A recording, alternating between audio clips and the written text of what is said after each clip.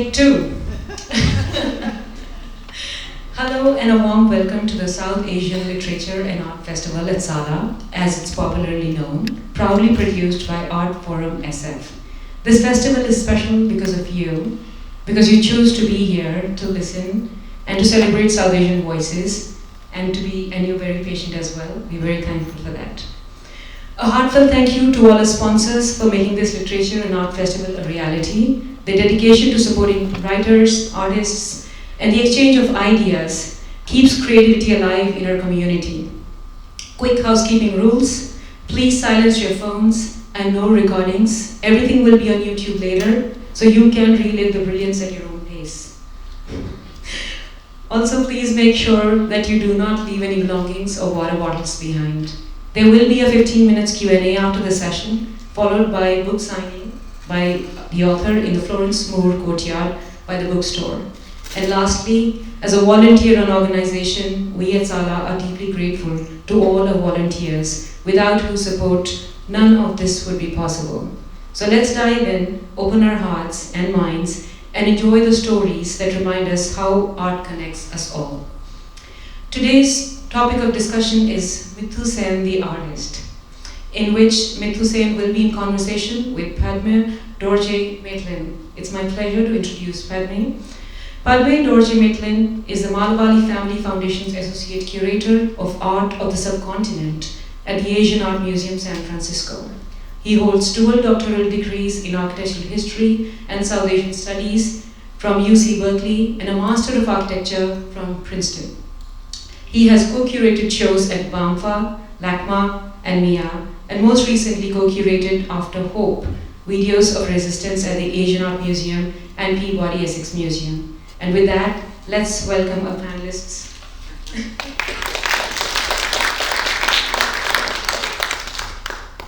Oh, good afternoon.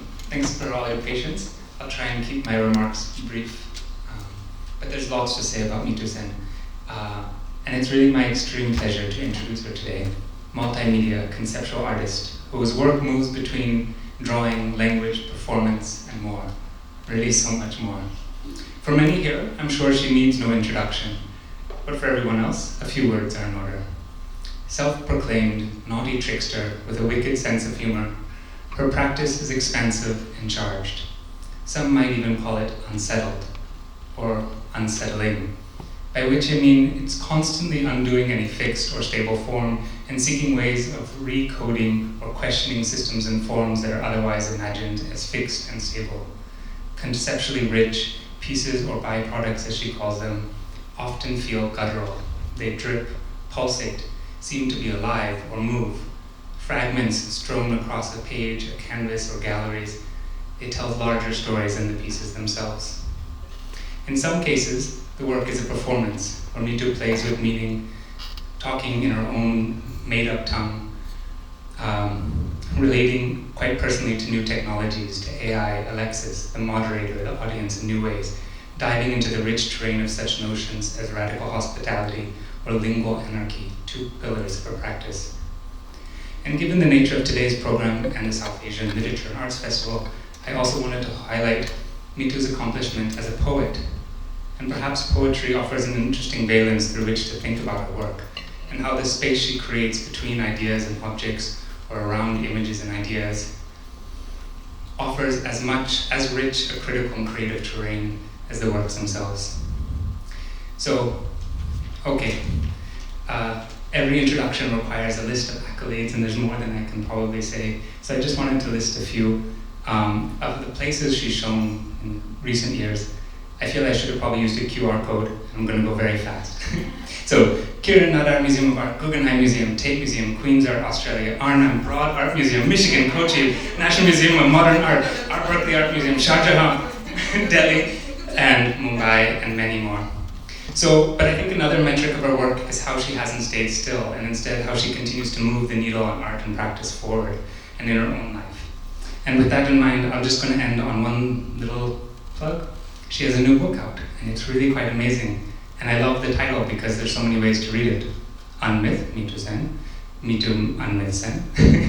Mithu Sen, Unmyth. And I think that's the kind of playfulness she brings to her art practice. practice and life. So with that, I'll hand it over to Mithu. Thank you very much for joining us today.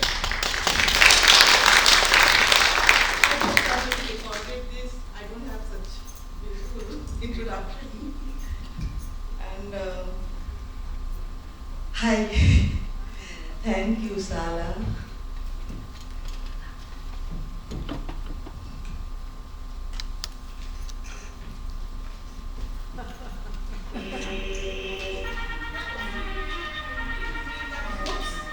No, it's not me. Honestly, this is not. What is this?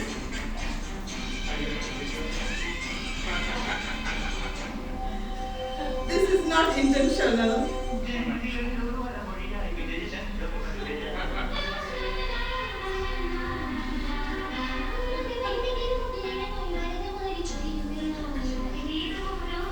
It's not even going.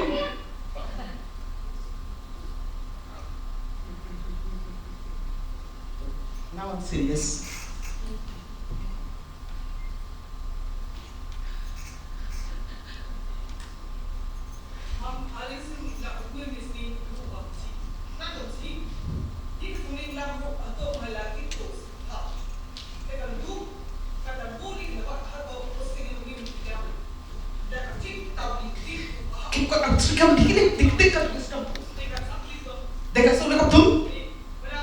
Welcome blue, from sea, can you go get put a mistake? I know the Knabor, this to wow, the things are doing a this to wow.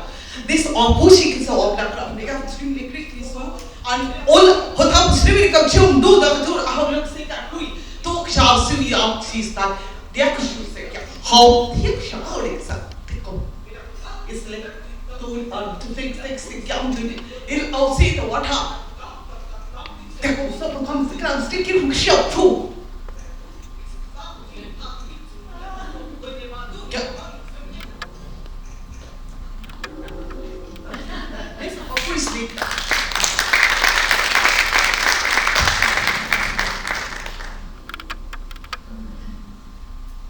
This is the myth.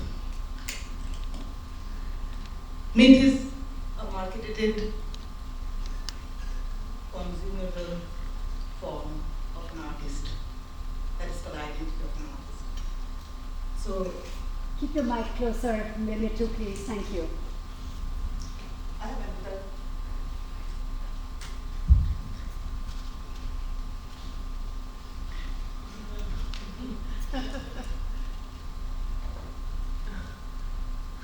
I don't know. This is like a big apple city. And keep the mic near your mouth. If you move it around, we can't hear you. That's same. Okay. 2019, I was invited in a conference in Berlin. It was called Cognitive Capitalism. And they asked me for my biodata, short biodata, sometimes 100 words, sometimes 300 words, sometimes 200 words. And then my nephew found that there is a page, Wikipedia page, and after a long time, he literally said like, oh, Mashimuni, because he is doing his PhD in quantum physics in medicine here. He never approved me. So when he found me on Wikipedia, he thought I'm really serious. And what to do? So I really thought of confusing more. I started manipulating my own Wikipedia page. I post a photo of mine from a show in 2007 called Half Full in New York. I changed a little, couple of the informations, my date of birth, and even my dream thing, like documenter to be participate. Last documenter was documenter 15, so I put myself in documenter to 26. And I think as a feminist, I literally believe in the cyber feminism, the fourth stage of feminist practice, where I can be anonymous, I can be anybody. I can be a trickster, and I can be Fernando Pessoa's darling, one of these heteronymous identity. So this practice of constant becoming, which is like an anti-essentialism, I liked in my practice, especially this post-structuralist and queer feminist discourses, the idea of self as a fluid, performative, and ever becoming. That is what. Oh, yeah, little my artwork, my mind map, because everybody thinks that I don't have a mind, so I just make my own mind. So I have an unworld. It's not easy to comprehend, and I cannot even explain what it is. My art practice or whatever, my life is committed to the ideas of perpetual unsettlement and a constant becoming, because that really gives me a lot of freedom. The moment I saw this year's theme of Sala event is like thoughts without borders, it triggered me, because this is like the place I always want to be. And in today's time, in this land, in my land, in many lands, we don't have this space anymore, or maybe never been, but we always dream for a utopian, like land where we'll have the freedom, which is a myth. There is no freedom. Nobody gives you freedom, and nobody even earns a freedom. It's just like a fantasy world. What I was talking about? Oh, I have a little note here, and I said like my medium is earning via methodology of play, of vulnerability and intuition with humor. Earning the codified structures and hierarchies of language, and art is definitely not non. It's not any antithesis. It's not to negate.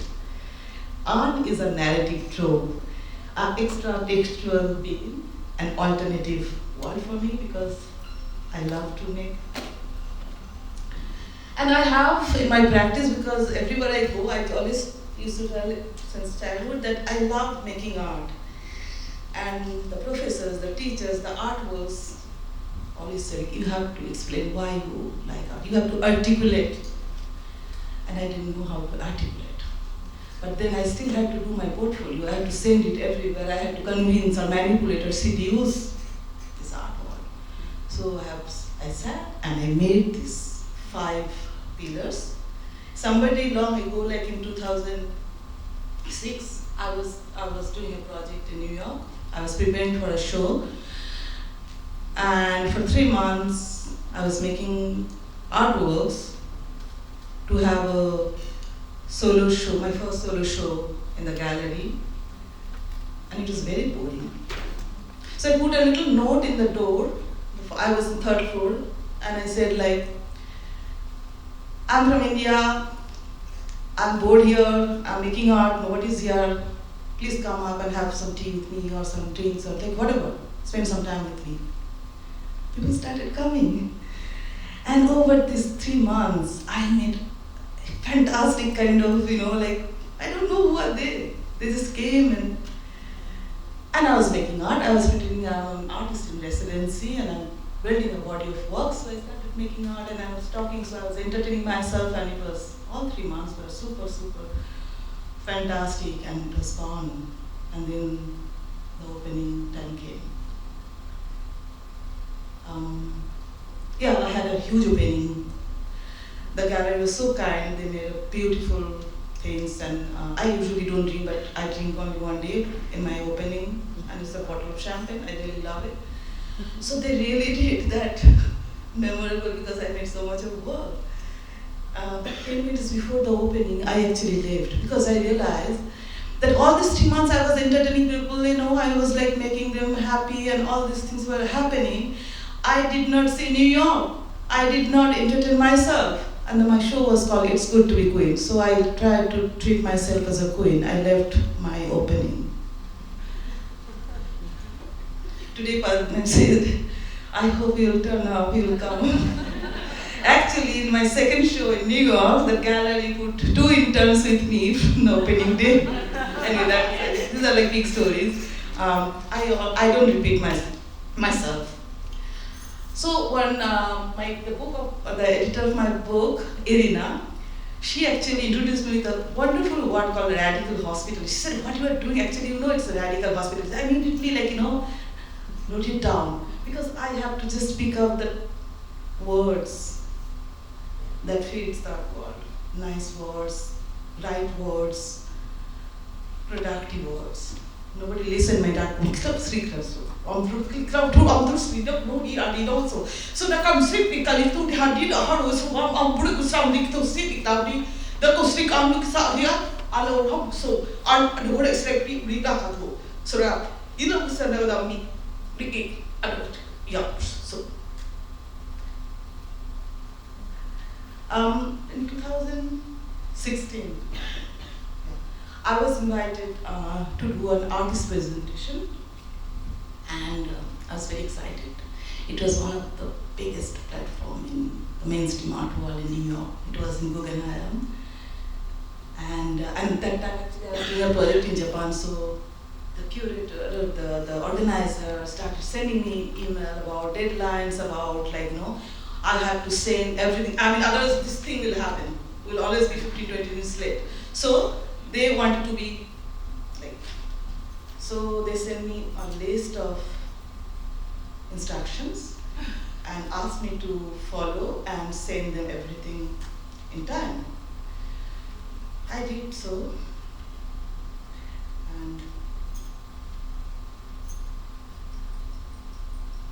okay, so I was in a hurry and I did not, they gave me 15 minutes time, and the guy, they said we can extend 4 minutes, so 19 minutes.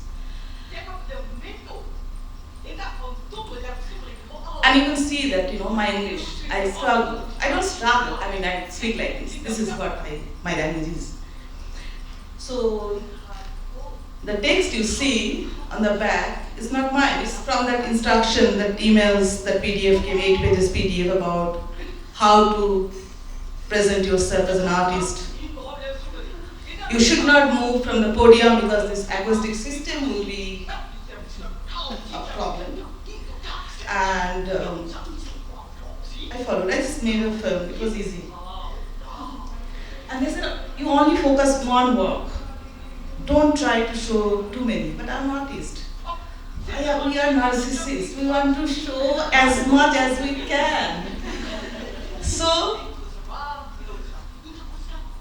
I did this. I actually tried to do everything. I said okay, give me only 9.5 minutes. I will not even take 90 minutes. And they said, are you sure? I said, yes, but give me 2 days. I said, what do you need? Just 1 day lecture. How can you do it 2 days? I said, I'm taking 9.5 minutes because you said that this is like a very prestigious platform and you can see all these written things, what they say.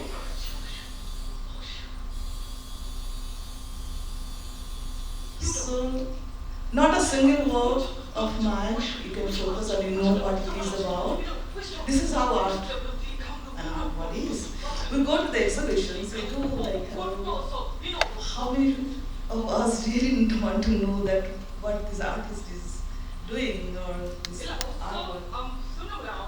Oh, this glitch. So this is from the YouTube, and you can see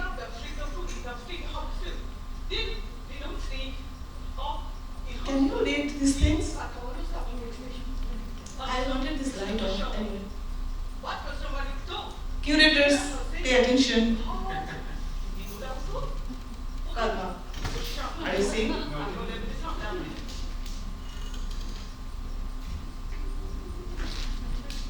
This is one of my longest and biggest sculpture. I literally made it in hand, and I'm in the way. I don't have any assistant. In India, artists are fantastic.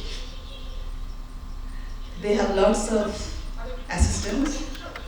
They have big studios, like factories. I can manage that.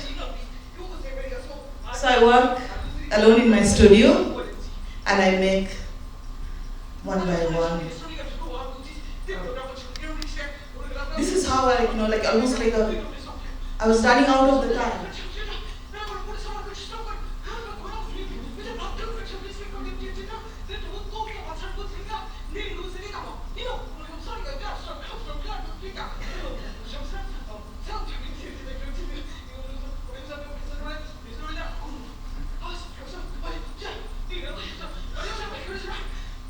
So a lot of hard work.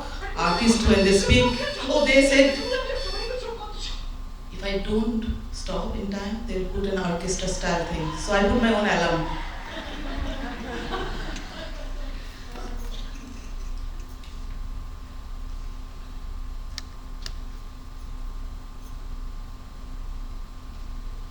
Wow. So these 5 pillars, where I have, what was it?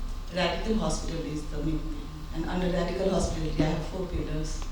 Then I've seen like whatever I do, no matter what, I can connect them. So nobody can say that you are going out of your practice. You don't have a lineage or something. I try to make it like put it all together, touching everything. It's like trendy. Yeah. So sexuality was one major thing, and it is really hot. So I started working. It really does. It works, especially when you're a young artist coming out from the school and from Shantiniketan where I studied, like a goody-goody girl, and coming to a big city and making things like big erotic graphical images. I said, wow. Some of them said, wow, and then they say like, oh, she's trying, seeking for attention. Yes, I was. Otherwise, there is no visibility as an artist coming from a small little town, not talking in English and like talking about poetry and talking about like sky and trees and rivers. And then art making is like actually strategy making. You actually develop a couple of strategies. How to be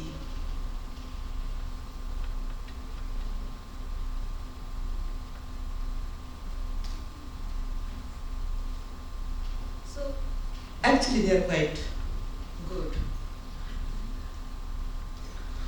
I love drawing and I'm quite passionate about making it like almost like a diarist every day, but then I control, because the moment I make drawings, this is one of my most marketable identity, by the way. If you Google me, I promise you'll only find this. So I try to play with this, the Googled identity, my marketable identity with my other desires, secret desires. So I have multiple social media accounts with name, without names. And then I try to see which one has more followers. I'm a little naughty. I believe in, like this Lewis Hyde said, like tricksters have no shame. I'm like that. Shameless is the best way to be.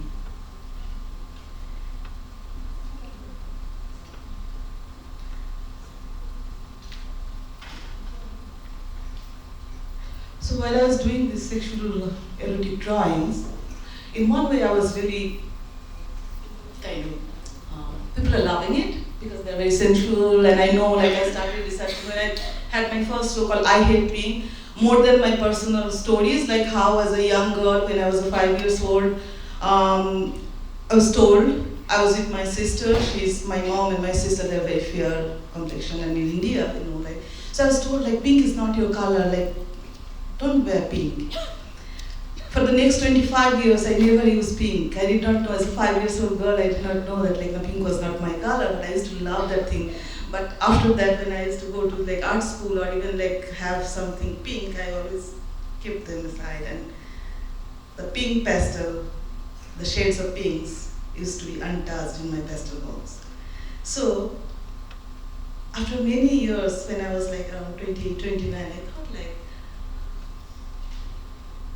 did I deprive myself or did I deprive the color pink? Neither of us did anything wrong. So I made a show. Everything is pink. I celebrated pink the whole show by making everything in pink, and I call it I Hate Pink. And that was also a very strong sexually explicit show. And then I kept working on sexuality, which has definitely a lot of interesting issues to talk about as a woman artist, to become a feminist artist. But I thought actually it was not at all like that. It was actually getting a lot of attention. And I was told that you're brave, and I was enjoying that platform and the position that I'm brave. So I kept doing that. But sometimes, like red flag, sometimes something happens and you don't know. So it's like that. One is censorship, a strong censorship. So many things happen. I've been censored few times. So the first time I was censored, like my gallery called and he was very happy and excited. He said, congratulations, now I really can sell you because you are a celebrity now because you are censored. I said, oh really? Is that related with the market censorship? And I started crying. I was emotional, like I was early 30. I made those works. So he said, don't know, just okay. Then I realized, okay, I can really play with it. A couple of years ago, I was invited in Kuala Lumpur, and like this, and again, always, whenever I'm invited to talk, because I cannot talk, and they always mention that do's and don'ts. So I was told not to show sexuality and etc. They said, okay, I'll come, but why I'm not invited then? So I made my entire presentation.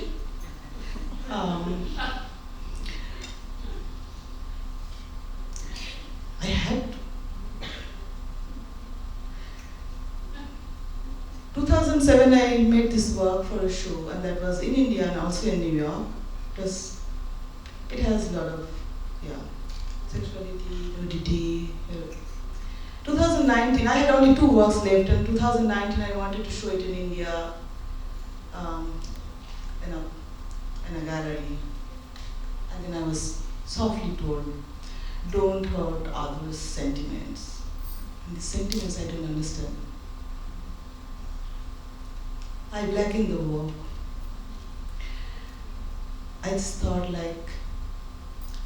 they asked me for some other works. I said, no, I don't have an extra canvas or pages. I'll just rework on it. He said, no, don't destroy. I said, no, I'm not destroying. This is the work having both the identities, because I come off. And by then I actually started working with a lawyer, and I was making the artist declaration. This is one of the major material for my practice in last couple of years. So whatever I do, I kind of made a contract, artistic kind of declaration, and I try to put it in a legal paper next to the artworks. The first contract or declaration was that in 2017, I declared all my tangible form of artworks, so whatever I'm making with a lot of labor and whatever is in the market, are my byproducts.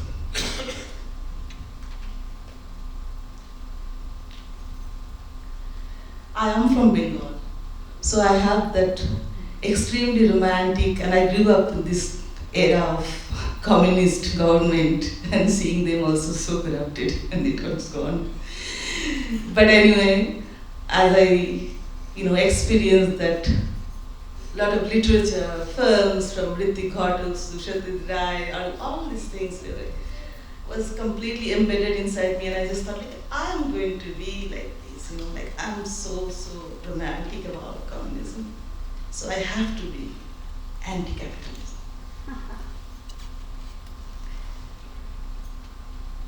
So this is the New York show where I left, but I left everything in the gallery.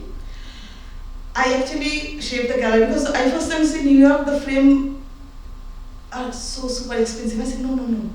I do something else. So I put all all my drawings that I was making in a coat hanger, and I said, like, if you buy a drawing, you get the hanger free.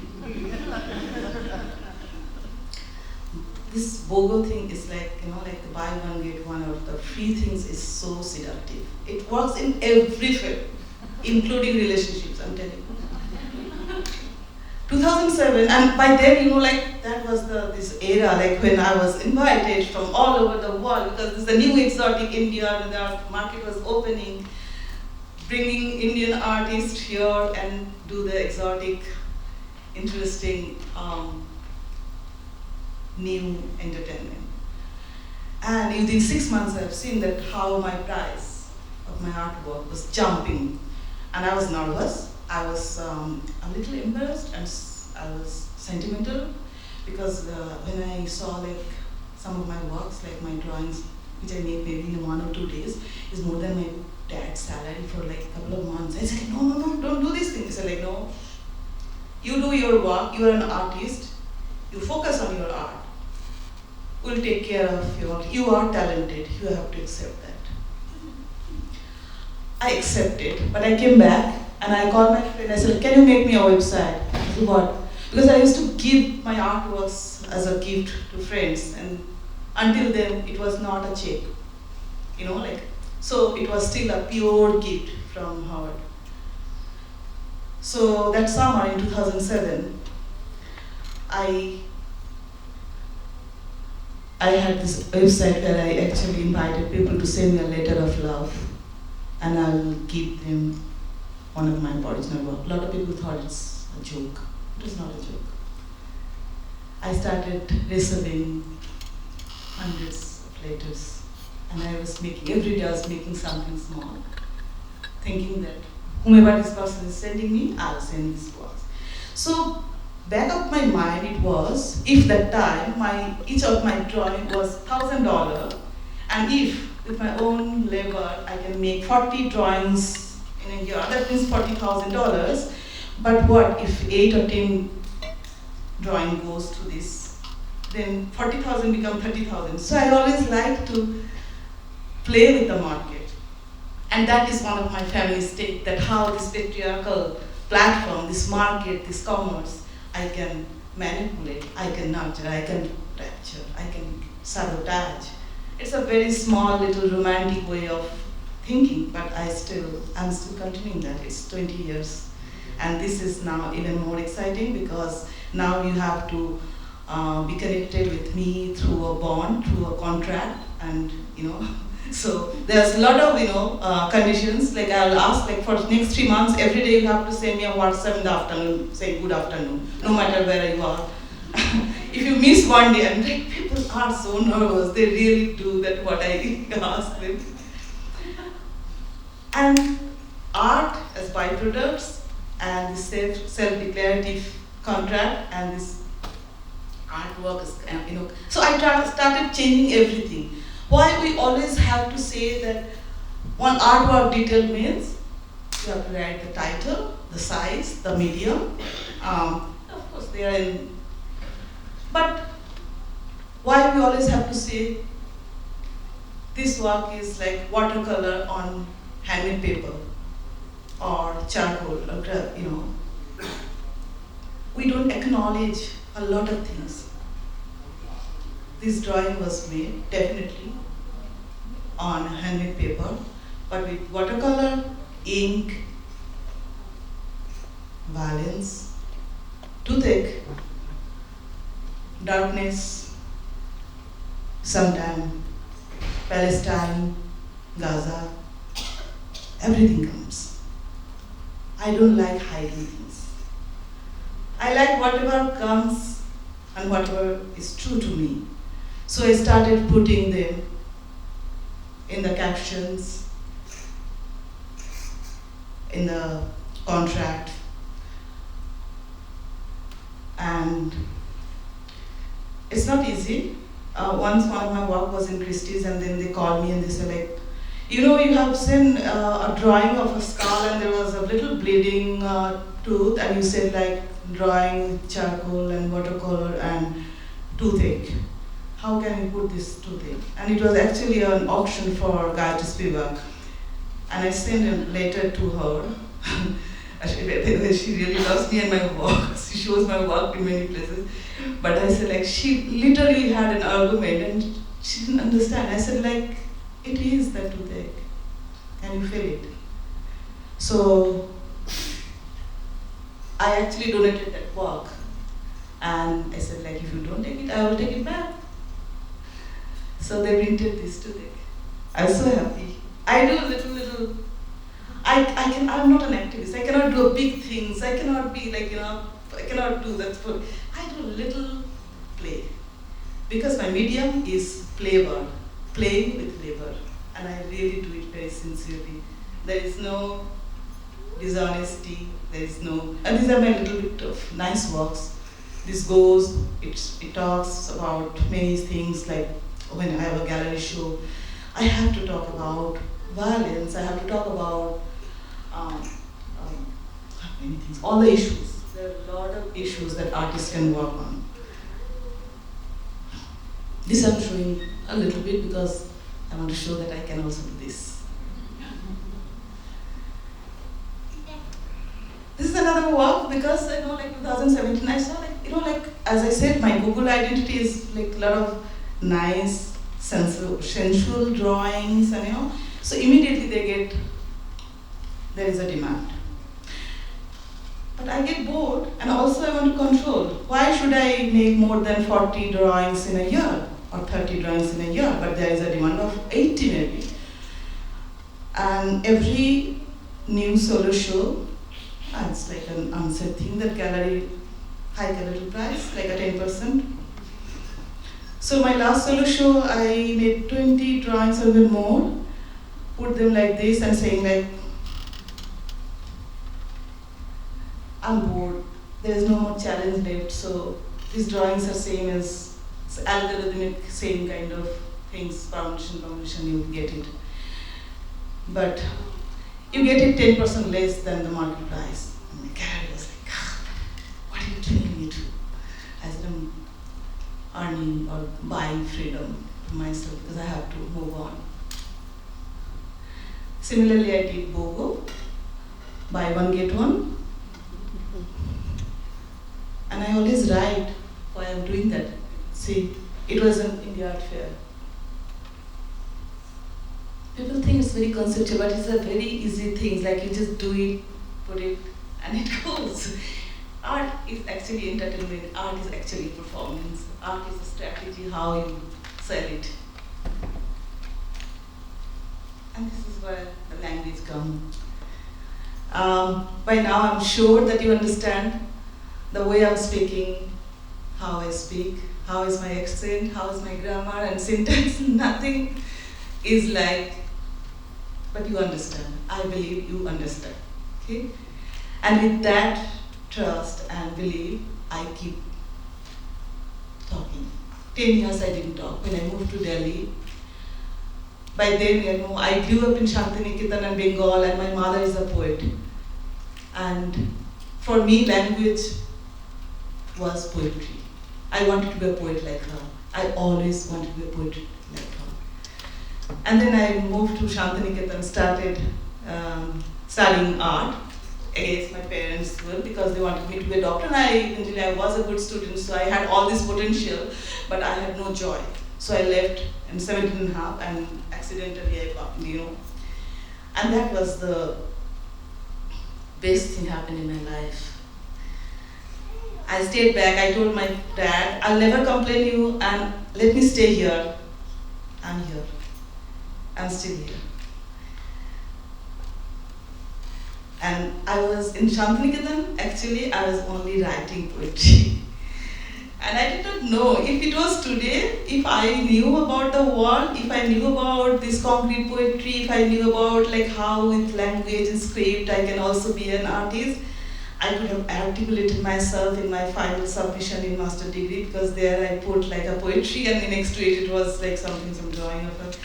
And I was asked, is it a title of your work? Is it an explanation? I said, no, this is poetry, this is artwork, and the whole thing is my work. It was not easy. but I did it. I was happy.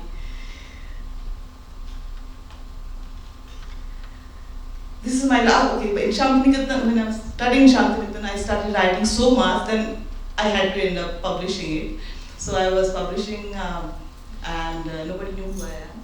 And I had my books, and my last book was called Bashmuti Shori Bagan Bagan. And I was, by then I was bored, because I was seeing I'm going to be another classic poet, because I was so good that everybody was appreciating me, like, you are a very good poet. And that made me like very, very tired. I said, no, I don't want to be another Shankha Ghosh or Joy Goswami or somebody like that, because they were also telling that you are really good. I said, no, then what I want, because I knew that this is not what I was looking for.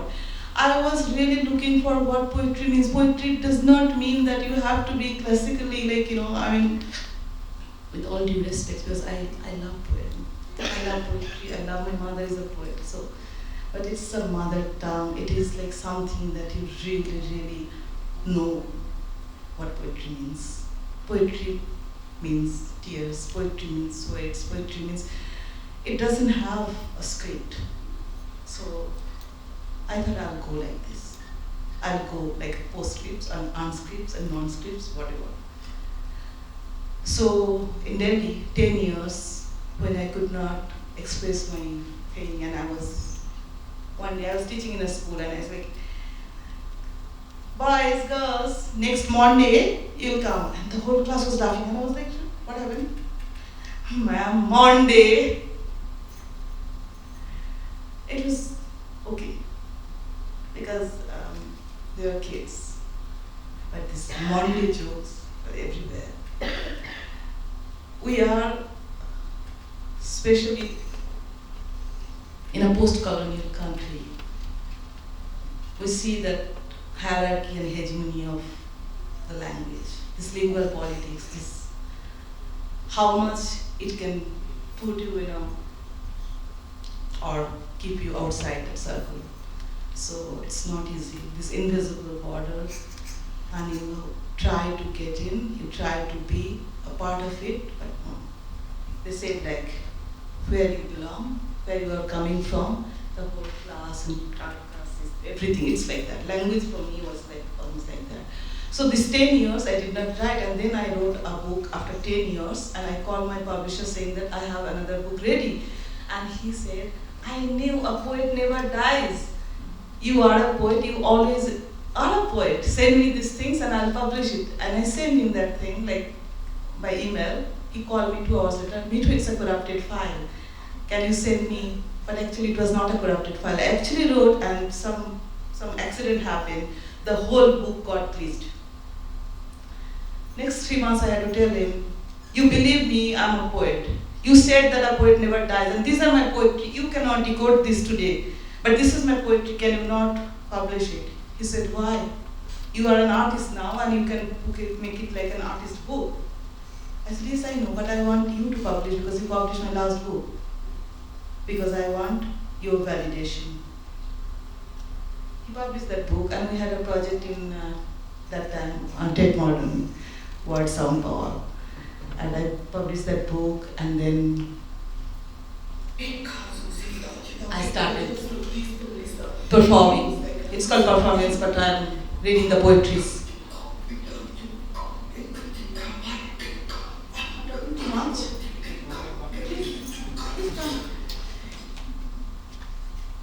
Because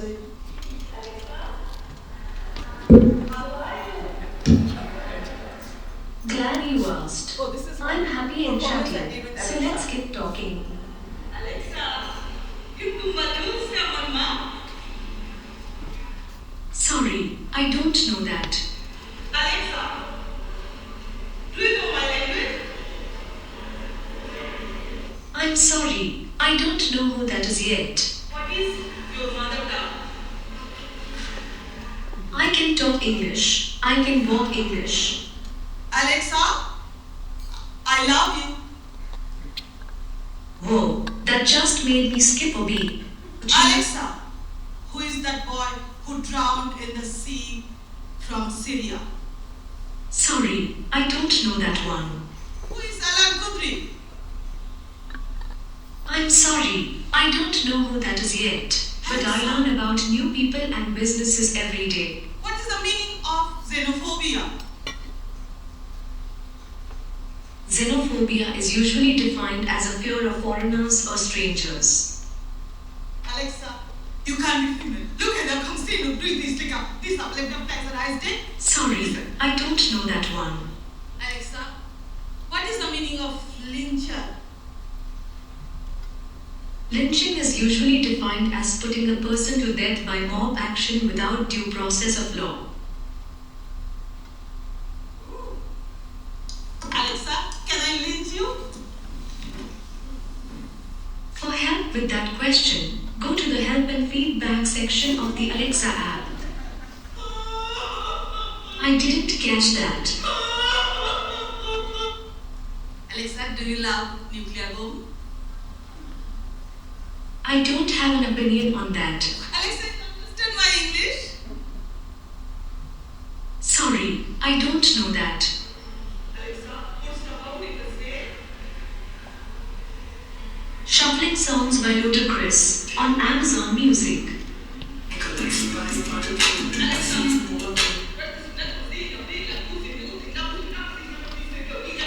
Sorry, I don't know that.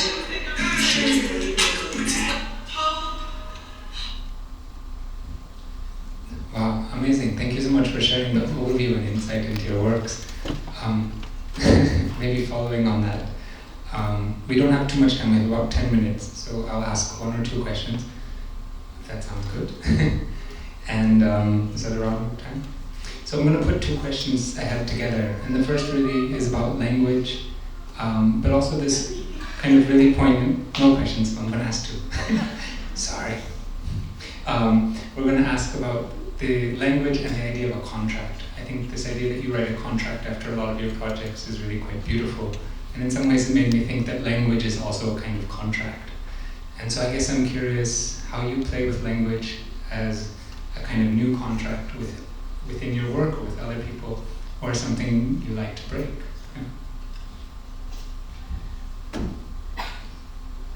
I'm so good at so like when we come to the home do click down to talk, how some of the clips go over some of the there are only some pretty sick of those. I still work really.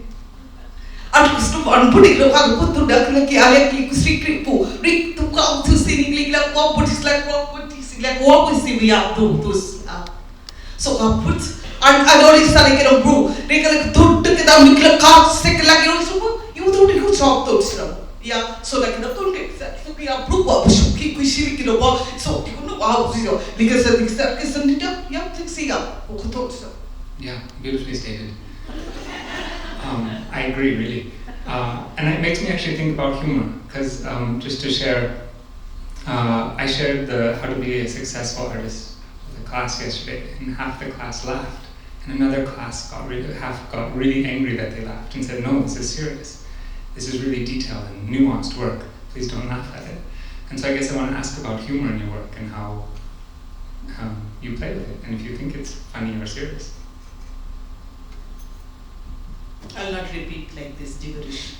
I know everybody's thinking now scared she's not going to. It's the most non-productive thing, and this is what I do.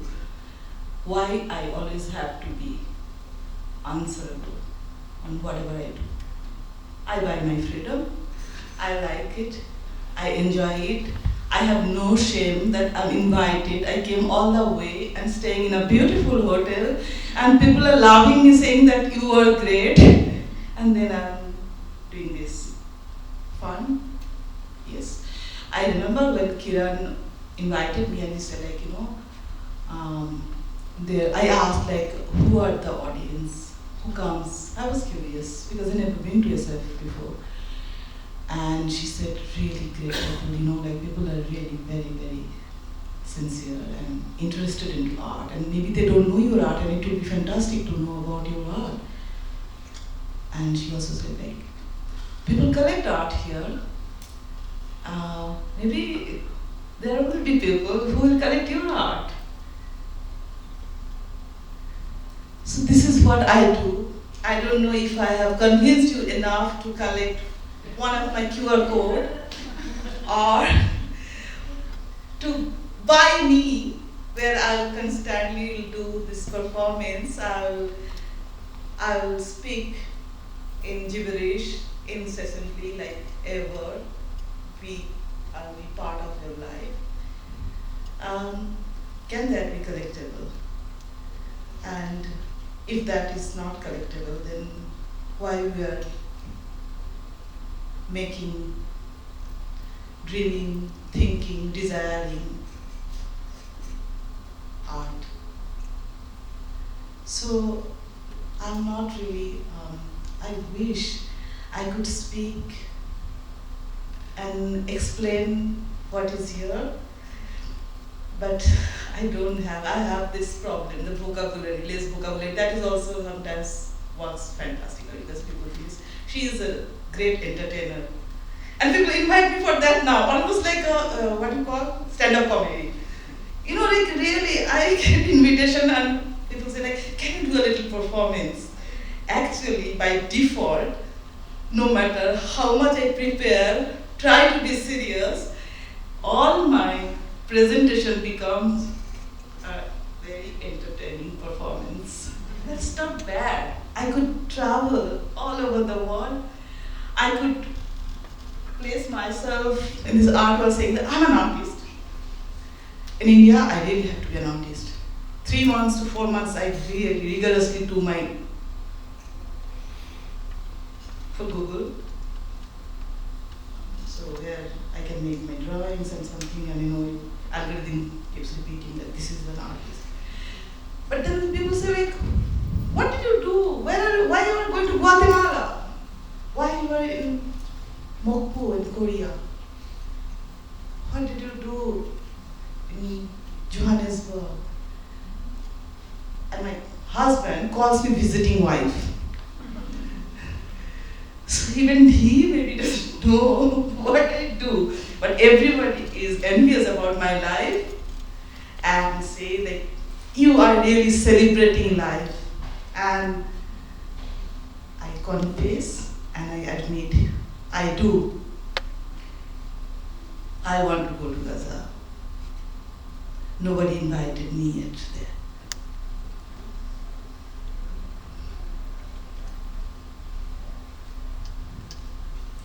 So I think we're running about 5 minutes left. Maybe this is a good moment to open it to any questions in the audience, though perhaps the ChatGPT. Very easy. ChatGPT is very, very useful. Because earlier I used to write my email to professional emails to gallery or curator. I was like, you don't understand me. I cried all these emails like, you know, with a lot of cries and emotions, and then somebody said, you are not supposed to write this time. I write this email, say, and I said like, ChatGPT, can you make it like a very formal, professional kind of thing? Within seconds, I copy, paste, send. It helps people like me because it does not show. Sometimes you need to like not show the struggle and your weakness. Being a post-colonial woman artist, I don't like to say that label sound or all these things, but the position you hold, you not necessarily always have to show that thing, because then people pity you. People say like, you are beautiful, you have very nice hair, you have the eyes, you are beautiful. You know, you too are beautiful. I was told, you too are beautiful. I said, no, I know I am beautiful. Whom you are comparing with? I am.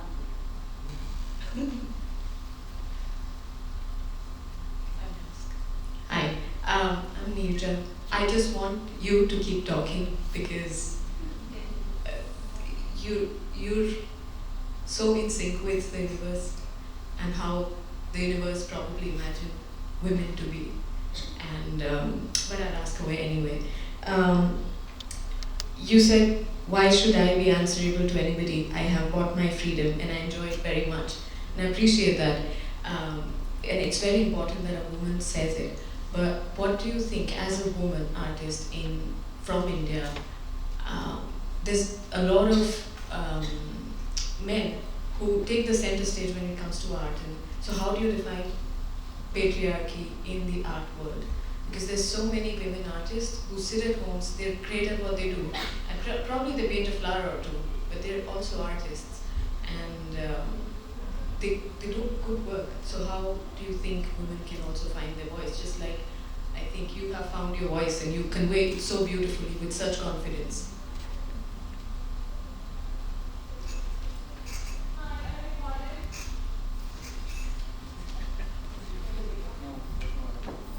We lost the other mic, sorry. I think even, like the comedians cry sometimes.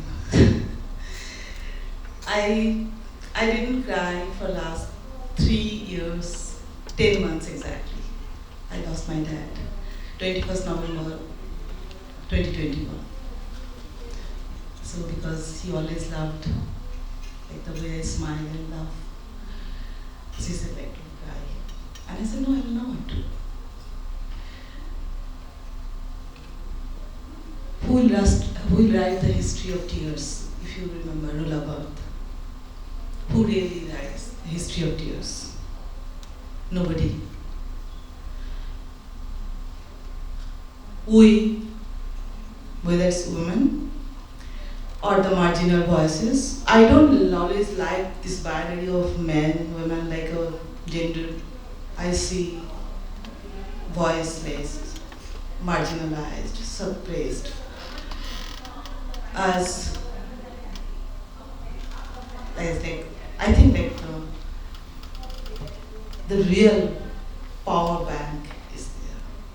You never know. It's like, and honestly, I also myself don't compare and don't see myself like, oh, these days, like the transgender artists are really doing great, it's their time now. Why should I? Or male artists, I never compared. They do their own, I do what I want. So, because the moment I'll be in that kind of competitive or, like it will come in my head, it will actually eat me up. Because life is only for once, and I mean, it might sound very romantic, philosophical, but it's true that the moment I lose thinking or crying like that, I actually lose the time. Because if I have a life for 60, 70, 80 years, why should I lose like this? Let's just keep doing things. I know, like, somebody yesterday only said, don't you think that women artists are getting less priced in the market than compared to male artists? Maybe. I don't really want to know that. I don't even want to see that. I don't even want to compare that. My gallery, last year I had a show in my gallery in Vienna, and they were doing the pricing, and they said like, Mithu, like your biodata, and I'm sorry, I'm like not showing off, but I'm just like, they said, look at this biodata and your kind of institutional presentations and all these participations, and your contemporary other artists, especially the male artists, they are at least 5 times more your prices than yours. I said, so? It affects the market, and it affects. But like if we have like less prices and less visibility is good, because we can do more manipulation, because it's like a hidden power. And only thing I know that I'll never stop, no matter what. I'll never stop buying, earning, and exploring that word, which is a myth called freedom. I constantly try to explore what freedom is, why people talk so much about freedom. And yeah, that's it, I think. So we are there. And actually, men are also, extremely suppressed in many ways. It's not about men or women again. It's that the power dynamics is something different. If you see, and that clearly says, like when you see the politics, when you see like how across geography what is happening. Yeah, it's not just, I don't like to blame like one kind of gender. I love men. So, it's a different, in my little brain, I understand it's a politics and it's a different kind of game. Market is involved, and yeah, some kind of patriarchy is involved, but patriarchy always is not run by men. So we have to just deal with it. I believe in subversion, I believe in sabotaging, I believe in playing and making things done. You cannot stop me. I can seduce whatever power I have. I just know I have to go there, I have to make these things, I have to do this drawing. Like, you know, like when I go to my studio in the morning and come back at night, so going is like fixed. Like by 9, I'm ready, I go to the studio, and I go with my husband, who is also an artist. And then he's very particular, he wants to come back in time so that I have dinner at home.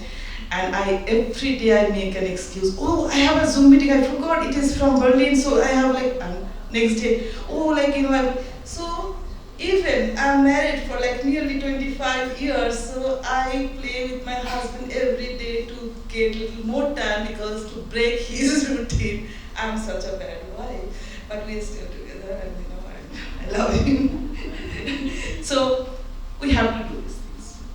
Playing is, that's why I call it, my medium is playing, and earning. Earning is like undoing, unlearning, and unmaking. The whole construct, the social construct, that, you know, like every kind of construct, the monolith, we have to just break, we have to just deconstruct, and we have to start believing in ourselves. Like, you know, I don't believe that there is somebody called, I should not take the name, President or the Prime Minister back home. I mean, just make them invisible, ignore, and you find yourself in that position. That is what freedom of power. I think, I don't know what I'm saying, but you know, it's just coming, and I just feel like I like doing that, but sometimes it also doesn't happen. And you know, like you go and sleep and cry on your pillow, and next morning it's fine. That's beautiful. I think we've run out of time, so please join me in thanking Mithu Sen for a phenomenal presentation.